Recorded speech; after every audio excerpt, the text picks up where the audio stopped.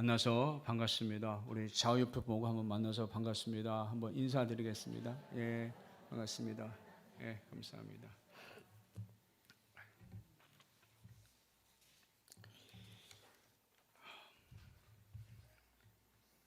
어떻게 되면 이제 부목사로서의 설교를 아마 이제 마지막 하는 것 같은데요. 그래서 새로운 이제 담임 목사 모셔서 말씀을 증거하게 됩니다. 근데 공교롭게도 제가 예전에 부목사 할 때 그 마지막 설교가 지금 기억하니까 요한복음 2장 1절이었던 것 같아요. 마지막 그 담임 목사님이 고별 설교를 해라 해가지고 요한복음 2장에 제가 그거 알고 한 건 아닌데 문득 이제 생각나니까는 요한복음 2장 오늘 이렇게 설교하게 된 거 참 또 하나님의 또 기가 막힌 우연이다 생각이 되어지고요. 오늘 말씀을 통해서 우리가 잔치집 같은 인생이라는 말씀을 한번 생각해 보고자 합니다.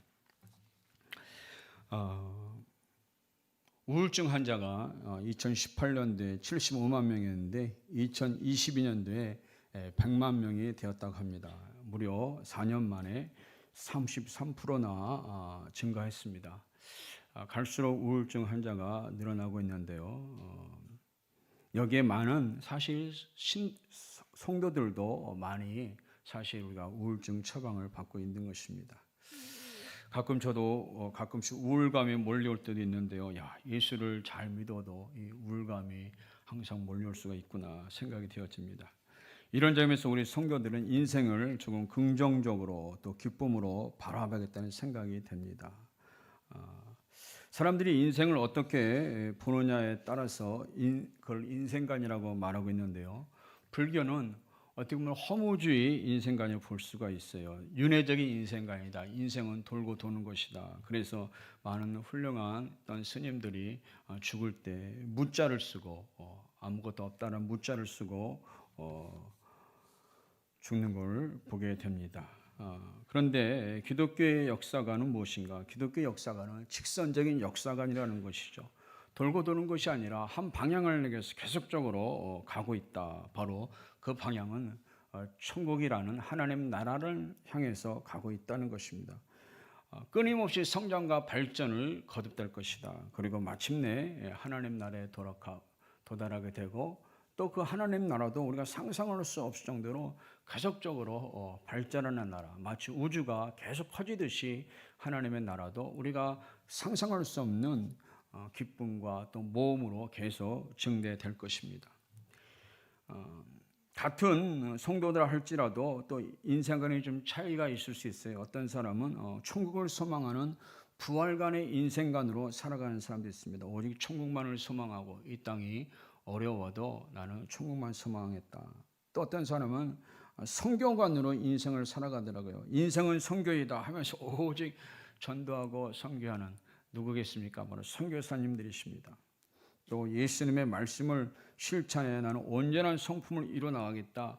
이 제자관으로 살아가는 분들도 있습니다.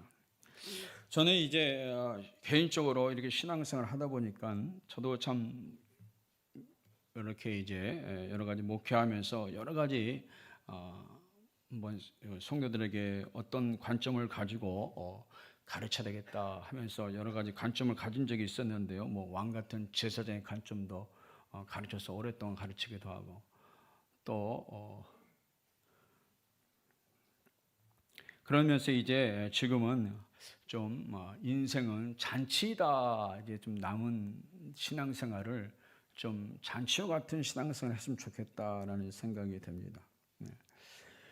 세상으로 취해서 잔치가 아니라 하나님의 은혜의 떡으로 성령의 포도주로 응답의 잔치로 사는 인생, 잔치 신앙으로 좀 살아봤으면 좋겠다라는 생각이 됩니다. 세상에 취해 살면 사망이지만은 그리스도 안에서 우리가 성령으로 살고 하나님의 은혜로 기쁘게 삶을 살아야겠다 생각이 됩니다. 바울도 빌립보서에 늘 주 안에서 기뻐하라. 또 내가 다시 말하노니 기뻐하라 이렇게 말하는 걸 볼 수가 있어요. 우리 성도들이 뭐 어려움이 많이 있고 고난이 많이 있고 또 십자가 지는 일들이 많이 있지만 그럼에도 불구하고 그 가운데서도 기쁨으로 살아가는 것. 오늘 시편 101편 말씀을 제가 읽어드렸는데 기쁨으로 여호와를 섬기며 노래하면서 그 앞에 나갈지어다 했습니다. 그래서 우리가 좀 기쁨으로 살아가겠다 생각 가운데서 말씀을 준비하게 됐습니다. 우리가 태어나서 아이들을 돌잔치를 합니다. 인생이 태어나 돌잔치를 하고 또 성장해 가면서 결혼 잔치도 합니다. 죽어서는 이제 장례식을 하게 되는데요. 안 믿는 사람들은 장례식이 이제 가면 언제 오나 어떻게 보면 슬픔으로 허무로 끝나게 되지만 믿는 사람들은 꼭 장례식이 슬픈 일만은 아닙니다. 물론 가족을 잃어서 잠깐 슬플 수 있지만 사실은 우리 믿는 사람들은 이 장례를 뭐라고 그럽니까? 바로 천국 환송 예배라고 말합니다. 최근에도 아는 노예 목사님이 돌아가셔서 참석을 했는데 그 주보를 너무 잘 만들었더라고요. 천국 환송 예배 해가지고 예배 순서지가 너무 참 잘 만들어서 하나 얻어왔습니다. 그래서 참 그 목사님이 살으셨던 일생을 잘 또 이렇게 고백하고 또 성도들이 찬송하고 어떻게 보면은 슬픔도 있지만은 정말 우리가 기쁨 가운데 천국을 보내드리는 이러한 예식을 드렸습니다. 성도의 죽음은 존귀한 죽음이요 이 세상에서 천국으로 이사하는 기쁜 날입니다. 물론 유가족을 생각하면 슬픔이 있지만은 그것은 잠시고 모두가 하나님이 남은 유가족도 책임질 걸 생각하고 우리는 또 담대하게 살아가게 되어집니다. 시편 30편 5절에 그의 노여움은 잠깐이요 그의 은총은 평생이로다. 저녁에는 울음이 깃들지라도 아침에는 기쁨이 오리로다 했습니다. 우리의 참 고통과 기쁨이 번갈아 가지만은 그래도 우리가 기쁨을 소망하면서 기뻐하면서 살아가는 것이 어떻게 보면 하나님의 뜻이라고 볼 수가 있습니다. 유교는 제사집처럼 엄숙하고 예의를 강조합니다. 불교는 절을 하고 목탁 소리로 연불이 가득한 곳이지만 교회는 잔치집으로서 기쁨의 찬송과 강 같은 평안이 넘치는 곳이 바로 교회인 것입니다. 어느 목사님이 유학을 갔습니다. 가서 교회를 가야 되겠는데 어느 교회를 갈까 몰라서 사거리에 있는 교통순경에 물어봤어요. 어디 교회가 좋습니까? 했더니 교통순경이 저기 건물 뒤편에 있는 교회를 소개해 주더래요. 그래서 거기서 예배를 잘 드리고 나오다가 그 교통순경에 물어봤습니다. 왜 여기를 소개해 줬습니까? 했더니 교통순경이 하는 말은 거기에서 나오는 성도들이 늘 얼굴이 밝아서 그 교회를 소개해 주었습니다. 했다고 그래요. 여러분 늘 밝게 사시길 바랍니다. 얼굴이 전도지입니다. 우리가 제일 좋은 전도지는 얼굴이 전도지예요. 여러분 예배 마치고 좀 기분이 안 좋더라도 나갈 때 일부라도 방긋 웃고 나가면은 지나가는 그 다 봐요. 승용차 사람들이 보고 제가 그래서 아까 우리 안내하실 때 저기 안내하는 분들은 무조건 웃고 있어라. 웃으면서 안내해라. 라고 했는데요. 다 보기 때문입니다. 그래서 얼굴이 전도지입니다. 예수님께서 가난하게 되시면 우리를 부욕해 하심이라 했고 예수님께서 사실 공생애 때 웃은 적이 별로 없어요. 예수님께서 이 성경을 보면은 예수님이 성도들을 향해서 울고 나사로가 죽어서 울고 또 나인성 가부가 아들을 잃어서 같이 아파하고 예수님께서 우는 장면이 많이 있는데 제가 아무리 성경을 찾아도 예수님이 웃는 장면이 없어요. 예수님이 웃었다는 말씀이 없어요. 왜 그랬을까요? 이 생이 어떻게 보면 예수님께서 모든 인생의 짐을 지고 가서 그런 것이 아닌가 생각이 되어지고요. 그러나 이제 예수님께서 십자가에서 우리의 모든 저주를 또 아픔을 다 담당하셨기 때문에 오늘 우리는 웃으면서 기쁘게 지내야 된다고 생각이 되어집니다. 예수님께서 가난하게 되시면 우리를 부욕해 하심이라 했습니다. 그처럼 예수님께서 슬프고 고통 가운데 공생을 사는 것은 우리를 웃게 하기 위함이 아닌가 생각이 됩니다. 아브라함이 이삭을 낳았어요. 말년에 이삭을 낳았어요. 이삭의 이름이 뜻이 무엇입니까? 이삭. 이삭은 벼이삭이란 말이 아니라 이삭이란 말은 웃음이란 뜻이에요. 웃음. 이름을 왜 웃음이라고 지었을까요? 아브라함이. 그건 사실 사라가 지었는데요. 사라가 나이 많아서 도저히 이제 아들을 낳을 수 없는 상황인데, 90세에 아들을 낳을 수 없는 상황인데 오늘 하나님께서 너가 내년에 아들을 낳을 것이다. 아주 정말 우스운 얘기를 하시는 거예요.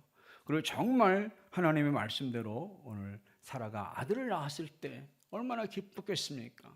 그러면서 그 아들을 안으면서 하나님이 나를 웃게 하신다라고 이름을 지었습니다. 여러분, 인생을 더 지나면서 하나님께서 여러분에게 웃음을 줄 수 있는 은혜를 베푸시기를 원합니다. 하나님, 내게도 이삭 같은 은혜, 더 제가 웃을 수 있는 은혜를 주옵소서. 펴져야 사는 것이 둘이 있다고 합니다. 하나는 낙하산이 펴져야 살고, 두 번째는 얼굴이 펴져야 산다. 그래서 사람들이 보톡스를 맞아가지고 주름도 피고, 저한테도 누구 주름이 많다고 보톡스 맞으라는데 한 번 맞아서 평생 펴질 것 같은 내가 맞겠는데 또 내년에 맞아서 나는 안 맞겠다 했는데 하나님의 은혜로 여러분이 얼굴이 펴지시기를 바랍니다. 오늘 말씀을 보면은 우리의 인생을 어떻게 잔치 인생으로 만들 수 있을까 생각해 보겠습니다. 첫 번째, 예수님께서 어떻게 보면은 예수님이 첫 번째 기적을 베푼 것은 결혼 잔치였습니다. 비록 타락한 세상이고 하나님의 징계가 주어진 세상이지만은 하나님께서 남녀의 결혼을 허락하시고 그 결혼을 통해서 우리 인생을 행복하게 살도록 허락하셨습니다. 그래서 예수님도 이 결혼식에 오셔서 두 남녀를 축복해 주시러 오신 거예요. 전도서 4장 11절에 보니까 두 사람이 함께 누우면 따뜻하거니와 한 사람이 어찌 따뜻하랴. 여기에 따뜻하다는 것은 단순히 육체만이 아니라 마음이 따뜻하고 포근해진다는 것입니다. 두 사람이 함께 있을 때, 아내와 남편이 함께 있을 때 서로 따뜻함을 느끼게 된다는 것입니다. 전도서 9장 9절에 내 헛된 평생의 모든 날, 곧 하나님이 해 아래에서 내게 주신 모든 헛된 날에 내가 사랑하는 아내와 함께 즐겁게 살지어다. 그것이 내가 평생 해 아래에서 수고하고 얻은 내 복이라. 풍복이라고 그랬어요. 하나님 명령하십니다. 내 사랑하는 아내와 함께 즐겁게 살아라.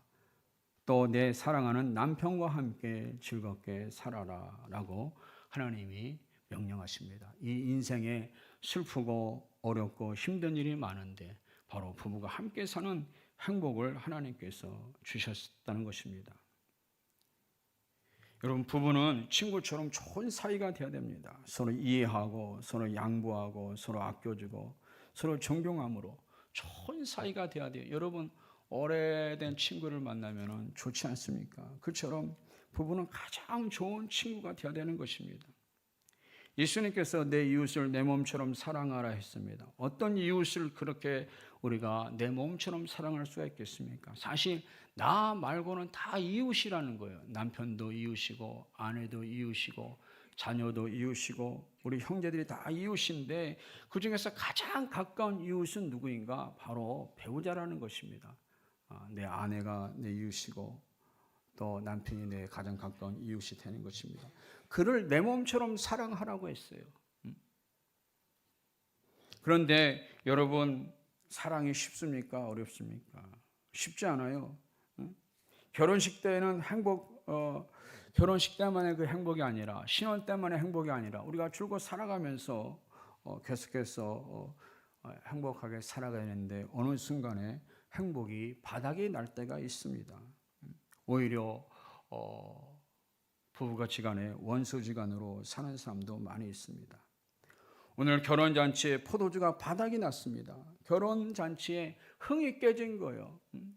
결혼할 때 유대인들에게는 적어도 결혼식에 떡도 필요하고 부침개도 필요하고 그러지만 제일 필요한 게 바로 포도주였습니다. 포도주를 마실 때 사람이 기분이 좋고 흥이 나고 함께 노래 부르고 그러는데 포도주가 떨어졌습니다. 손님이 점점 많이 오는데 유대인들의 결혼잔치는 한 6일 동안 결혼잔치를 계속했다고 그래요.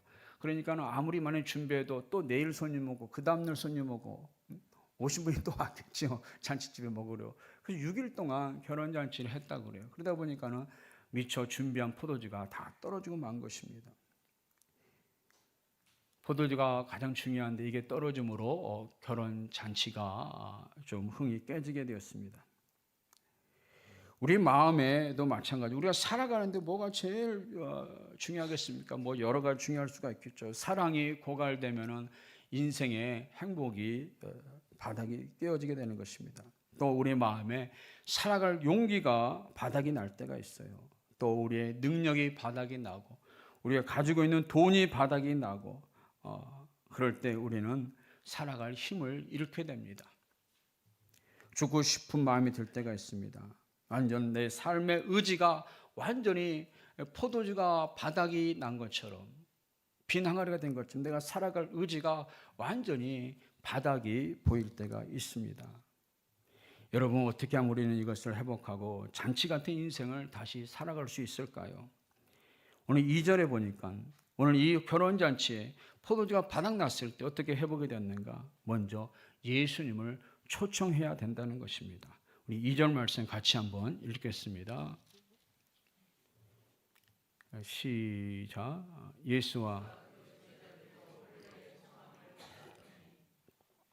예수님께서 그 결혼식에 초청이 되었다는 것입니다.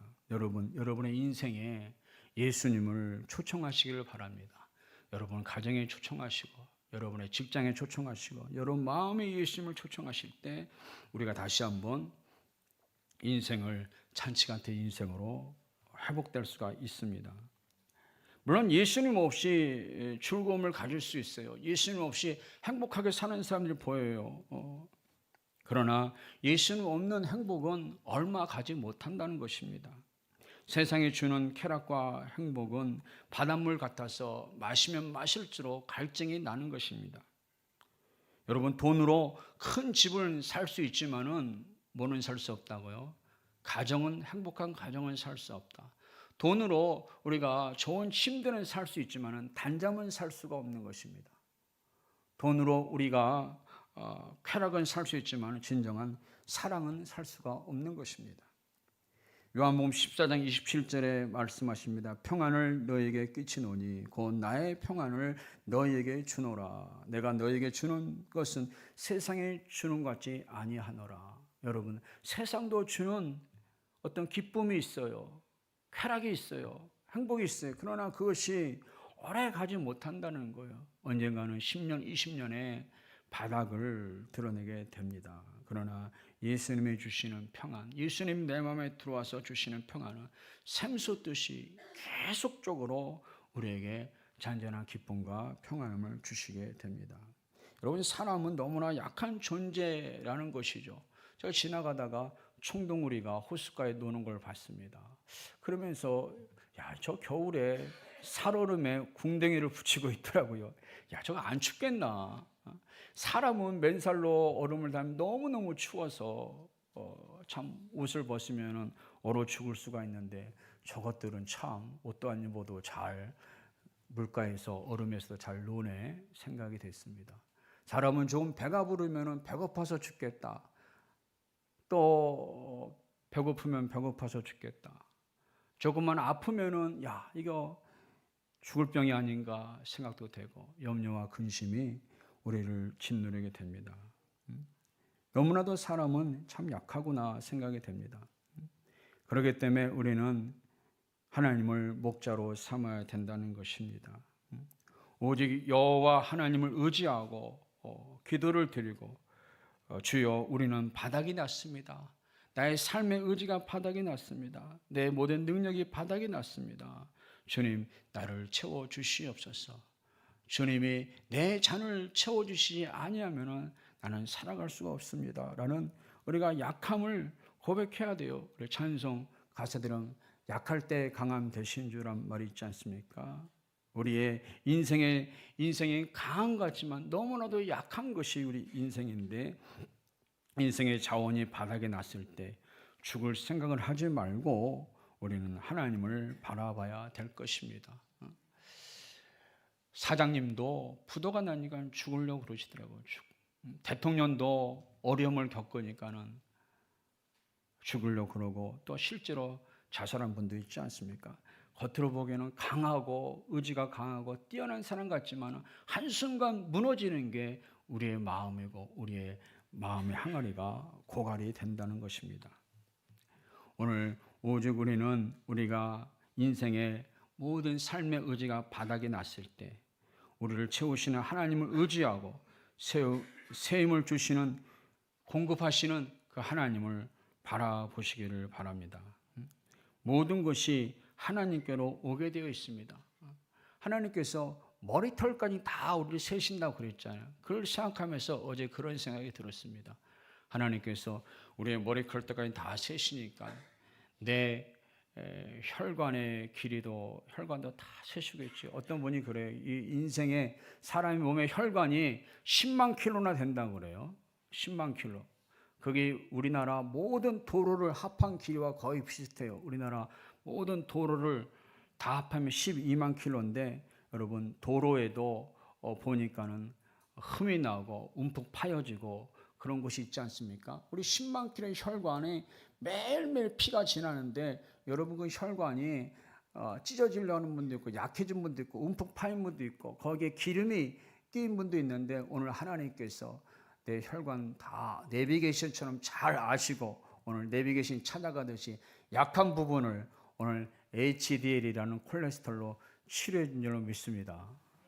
HDL 고밀도 콜레스테롤, 저밀도 고밀도 콜레스테롤은 안 좋은 혈관을 치료한다고 그래요. 오늘 하나님께서 우리에게 사랑하는 자에게 단잠을 주시고 우리를 잠잘 때 하나님께서 우리 혈관을 다 돌아다니면서 HDL이 우리를 치료하고 고쳐주신다는 것입니다.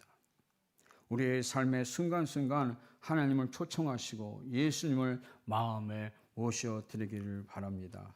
예수님이 계신 곳에 오늘 슬픔이 변해서 기쁨이 되고 또 심지어 죽은 자가 살아나는 걸 볼 수가 있습니다. 회당장 야이로의 집에 딸이 죽어서 초상집에 되었습니다. 그때 예수님께서는 두려워하지 말고 믿기만 해라. 내가 너와 함께 가겠다. 예수님이 그 집에 찾아오셨을 때 회당장 야이로의 딸이 살아난 줄로 믿습니다. 살려주셨어요. 오늘 예수님께서는 초상집을 잔치집으로 변화시켜 주셨습니다. 예수님이 내 삶에 찾아오시면 내 초상집 같은 내 삶이 오늘 잔치집의 인생이 되어질 줄로 믿습니다. 두 번째로 잔치집의 인생이 되기 위해서는 예수님의 음성에 순종해야 된다는 것입니다. 우리의 삶에 예수님이 현장에 함께 계셔도 여전히 문제가 있을 수 있습니다. 가나 혼인잔치에 예수님이 계셨지만은 포도주가 바닥이 났습니다. 그때 우리는 어떻게 해야 되겠습니까? 더 적극적으로 예수님께 가서 문제를 알아야 된다는 것입니다. 예수님이 나와 함께하는 것도 중요하지만 더 적극적으로 어려움이 발생했을 때 예수님께 가까이 가서 우리의 문제를 알아야 됩니다. 오늘 3절에 보니까 예수님의 어머니가 예수님께 가서 구체적인 문제를 알았습니다. 저들에게 포도주가 없나이다 라고 구체적으로 말씀드렸습니다. 주님 다 아시죠? 라고 말한 것이 아니라 오늘 구체적으로 자기의 문제를 알았습니다. 여러분 무엇 때문에 기쁨을 잃어버렸습니까? 돈 때문입니까? 건강 때문입니까? 자녀 때문입니까? 영적인 능력 때문입니까? 마음의 평안 때문입니까? 무엇 때문에 여러분의 마음의 기쁨이 고갈되었습니까? 하나님 앞에 나아가서 오늘 예수님의 이름으로 구체적으로 아뢰시라는 것입니다. 적극적으로 문제를 얘기하고 여러분의 속상한 마음을 그대로 아뢰라는 것입니다. 오늘 시편의 성도들은 예수님 앞에 나가서 그 속마음을 다 털어놨어요. 하나님, 저 원수가 망했으면 좋겠습니다. 나는 너무 괴롭습니다. 내 뼈가 마릅니다. 하나님, 언제까지 내 기도를 들어주지 않겠습니까? 하면서 소상히 아뢰습니다. 우리도 여러분 문제가 있다면은 그냥 예수님 믿지만 말고 함께함만 바라보지 말고 더 적극적으로 나가서 우리의 속사정을 아뢰는 것이 중요한 것입니다. 물론 우리가 소상히 하나님께 아뢰는다고 해서 즉시 전능하신 하나님이 우리의 문제를 해결해 주지는 않습니다. 오늘 예수님께 아뢰었을 때 즉시 예수님께서 항아리에 포도주를 채워주지 않았습니다. 다만 예수님께서 한 음성을 들려주셨습니다. 그렇다면은 항아리에 물을 채우라라고 말했습니다. 순종을 요구하신 것이죠. 그런데 사실은 그 항아리에는 어떤 항아리입니까? 여기에 포도주 항아리가 아니라 거기에 있는 6개의 항아리는 손을 씻는 항아리였습니다. 손을 씻는 항아리에 물을 채우라. 이것이 포도주가 떨어진 것과 무슨 상관이 있는가? 어떻게 보면 종들은 의아해했을 것입니다. 이해가 되지 않았습니다. 그러나 오늘 마리아는 말합니다. 종들에게 5절에 말했죠. 미리 예수님께서 어떤 말을 하든지 그대로 순종하라라고 미리 부탁을 했습니다. 어떻게 보면 순종이라는 것은 내 생각으로 어떻게 이성적으로 이해가지 않는 일일 수 있습니다. 종들의 상식에 맞지 않았습니다. 그럼에도 불구하고 그들은 예수님의 말씀에 순종을 했습니다. 왜냐하면은 그 순종한 물론 조금 어려운 일이고 상식에 맞지 않지만 그렇다고 이 일이 남에게 피해를 주는 일은 아니기 때문에 항아리에 어차피 물은 채워야 되기 때문에 그래서 우리가 물을 채우자 했습니다. 그들이 1시간, 2시간 열심히 우물가에서 물을 떠와서 물을 채웠습니다. 그런데 이번에는 예수님께서 그 채운 물 항아리에 물을 떠가지고 연회장에 갖다 주라는 것입니다. 지금 연회장은 포도주가 거의 떨어져 가서 포도주를 찾고 있었지 물을 찾지 않았습니다. 근데 연회장에 물을 갖다 주면은 아마 종들은 욕을 얻어 먹을 수가 있을 거예요. 왜 물을 가져왔냐? 지금 포도주가 필요한데. 그리고 욕을 얻어 먹을 수가 있지만은 욕을 얻어 먹을 각오하고 그 종들이 물을 가지고 간 거예요. 연회장에게. 어떻게 되었습니까? 오늘 연회장이 그릇에 담긴 그 물을 한 컵 떠서 먹는데 여러분 그 물이 뭐로 변했다고요? 포도주로 변하게 됐습니다. 동화 같은 이야기가 벌어진 것입니다. 오늘 예수님 말대로 물을 떠다 줬더니 포도주가 됐어.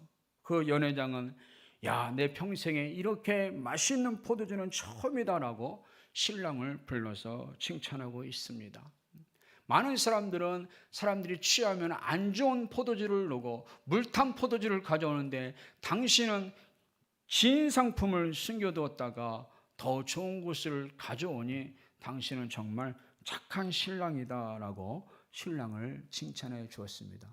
여러분 무슨 말씀입니까? 오늘 하나님의 은혜는 갈수록 더 좋은 은혜를 줄 줄로 믿습니다. 여러분이 이 상에 살 때 천국의 맛배기를 보시고 천국에서는 정말 놀라운 은혜를 다 경험하시기를 바랍니다. 그리고 여러분이 살아왔던 생애보다 남은 생에 더 좋은 하나님의 은혜를 맛보시기를 바랍니다.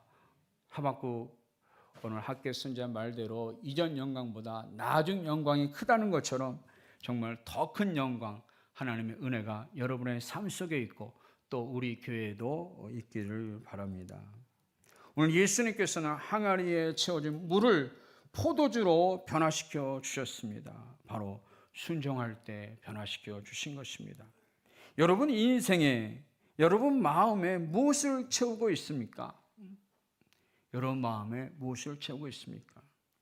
세상 것으로 썩을 것으로 채우고 있지는 않습니까? 오늘 이 땅에 많은 사람들이 다 마음에 쾌락을 채우고 세상의 욕망을 채우고 세상의 재미를 채우고 있습니다. 그러나 그 모든 것은 진정한 포도주가 되지 못할 것입니다. 오늘 우리 마음에 하나님의 말씀을 따라서